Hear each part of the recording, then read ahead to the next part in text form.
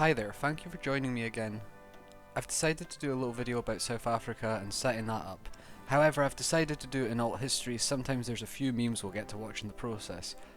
I'm not revealing them until later.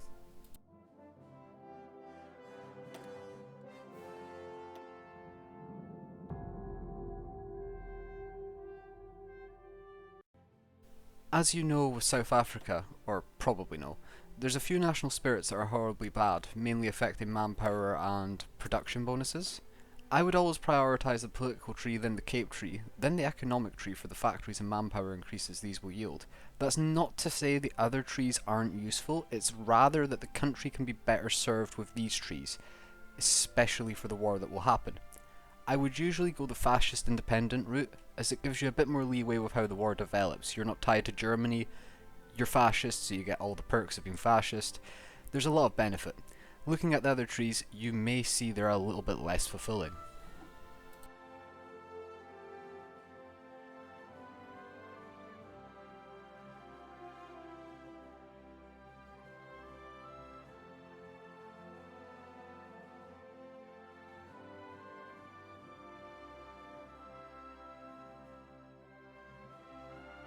The economic trees give a few research bonuses and a few civilian factories. These help speed things up for the economy. The other trees are mainly tech research bonuses, for your guns, for your ships, so as you can see they are slightly less helpful.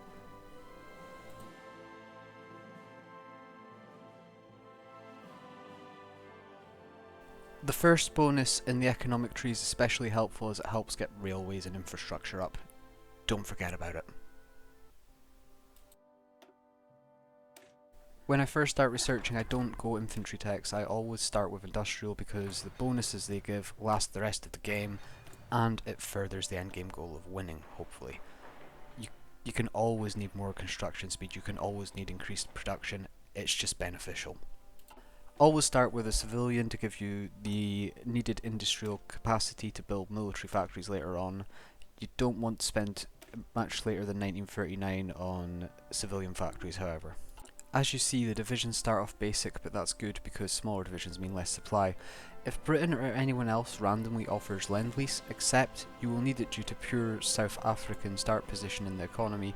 With only one military factory available, it's not a lot of production value.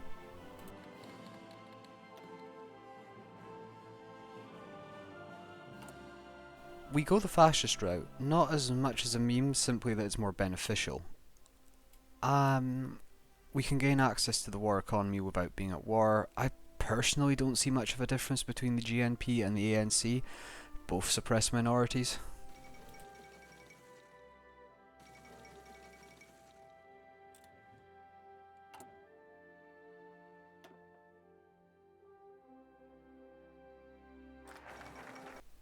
We need to get rid of the civilian economy as well because its malices are just too great to have, and segregation because everyone can equally serve and carry a gun and serve as cannon fodder. That's important, we need the manpower to win this game.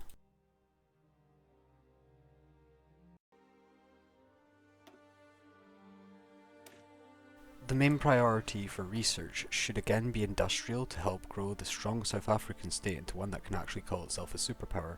They are by no means weak in game, if they're played correctly. However, the lack of manpower can be quite crippling, so a little bit of tech will help offset that.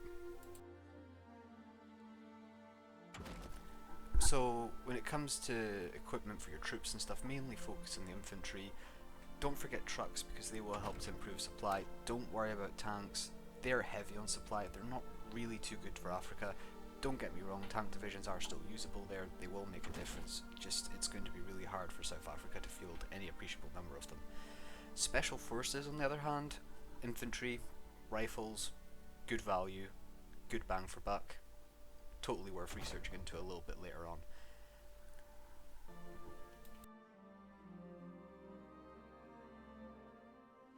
When it comes to the political advisors, don't go with DF Milan, there's no political power bonus anymore. You'll want the fascist supporter, maybe the captain of industry. You would definitely want the one with political power. He's a necessity and I'd pick him at the start of the game.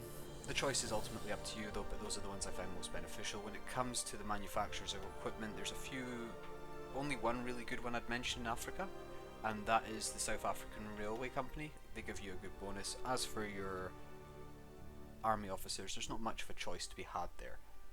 Just pick what you believe is best. I personally am a big fan of the ground support.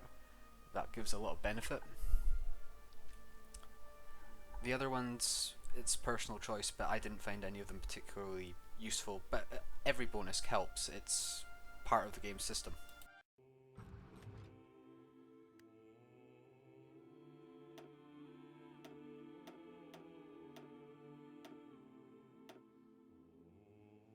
For your divisions, I will expand the divisions a bit more. The district brigade later on, it will remain the size it is for a while, but you'll need support artillery in most of your divisions to add a little bit extra punch. Watch your supply. There is modifiers in the Grand Battle Plan that reduces supply cost, but without having planes to drop off supply or any other things like that, it's going to be a bit harder. If anyone's wondering how you drop supply, it's transport planes, and there's a special mission for it. I think it costs command power. Well, it appears this game's gotten rather interesting. The Soviets appear to be quite badly beaten by the provisional Russian government. Ukraine's making a defiant second stand. It's not the first time in history that Ukraine's had to make a stand. This is not going to be the last, probably. Russia just can't seem to learn the lesson. I'm prepared to bet that the provisional government will side with the the Japanese and become a puppet. Spain is looking like a cataclysm. They are probably going to go and stay Republican, maybe go communist afterwards, but it looks like everyone's losing except for them. Ethiopia is looking mildly interesting, but we'll come back to that just now, and there we go. As you can see, Italy is split into a civil war. It's not looking good for Italy. I don't think Mussolini's going to get what he wants this time. Well, not that he ever did. Oh god, Ukraine's actually pushing and allied with the provisional government. Wow. Crimea split off too. Interesting, never seen that coming. Looks like Spain's definitely going to stay Republican this time, which is a bit of a different game. America, nothing too unusual, just Alf Landon for a change. I can't really think that there's been too much different. There's nothing particularly sus. The hardest part is honestly the wait to get war economy, because your war support starts off so low as South Africa. It takes a very long time to get anywhere with that. You have to hope that there's like a border war or something nearby going on so you can tap the war propaganda button, but so far not much has happened. DF Milan is just chilling, you know. But anyway, I have to go back to division design, so this is really important. The thing is, with divisions, you want to thicken out the division brigades because they will do a good job of holding the line. The other ones will be more of the pushers. If you can afford it economically, give them what you can, but remember to keep an eye on your your supply, and don't forget to make some divisions better than others so that they'll get better equipment, allowing them to push harder. Oh god, it appears it's just getting worse for the Soviets, and it's just consistently collapsing around them. I actually feel quite bad for them in some regards. How is Stalin going to stop the spread of white all over his place? Oh god, the Anarcho-Communist Ethiopian Republic thing? I've never seen this before. Mussolini's definitely not having the time of his life. Germany's kicking off. Poland's having a go. I think this is the start of the war, boys.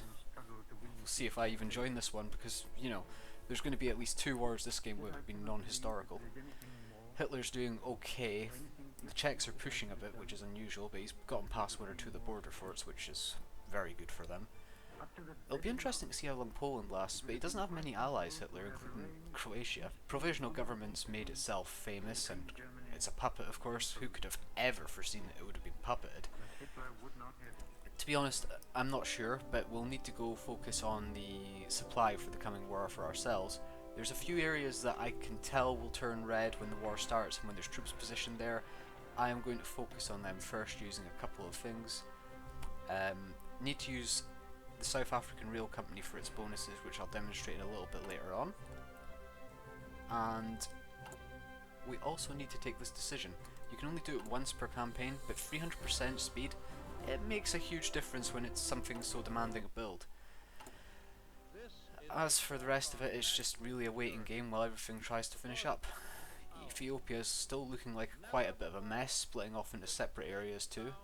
It'll be interesting to see the outcome. I think they've got a peace with Italy, but they're embargoed by Japan and its allies, which is unusual because I've never seen Japan embargo Ethiopia before, but I think they're scared of communists. Italy is not coping. Mussolini is probably going to blow his brains out France, all over Germany. Yeah, the Germans also going to blow their brains out. It's pretty much over for them. It looks like that it'll be a very unique war to come. I do wonder what Vladimir's going to do. Japan's not doing too much, just fighting all of the allies. Nothing unusual there. So far, it's for an alt history game, it's been quite tame, I must admit. I do miss having Adolf and Uno Hitler next to me in Nambia, but it's historical. That's West Germany. West German Africa is not. East German Africa is not a thing. As you can see, though, all the bonuses are much better and much improved. The malice that was segregation is gone. We have King Edward VIII, sorry, giving us a few bonuses to our divisions as well. We've still got guided by Britain. I think that stays with you most of the game, but I very rarely play South Africa, so I don't know for definite. This was more of exploration for me as well. As you can see, once you get past that, there's a lot of benefits to playing as them, but unfortunately I'm not going to be able to continue this game for now because I'll have to go do work for a company called Heki who do game development. I'm also a student, so it's kind of a balancing act. But anyway, I hope you enjoyed today's video. Oh, before I go, I should really talk about good old-fashioned doctrines and why they're important. Grand Battle Plan is probably one of the better ones for Africa because if you go not the left but the right, you will get a supply consumption bonus. 10% is not a lot. It's not as good as the Russian doctrine. Sorry, I mean defense in depth. Human wave tactics, we'll call it, with its 20%. But there's a lot more usable benefits in playing Grand Battle Plan. Again, thank you for watching. Enjoy your day.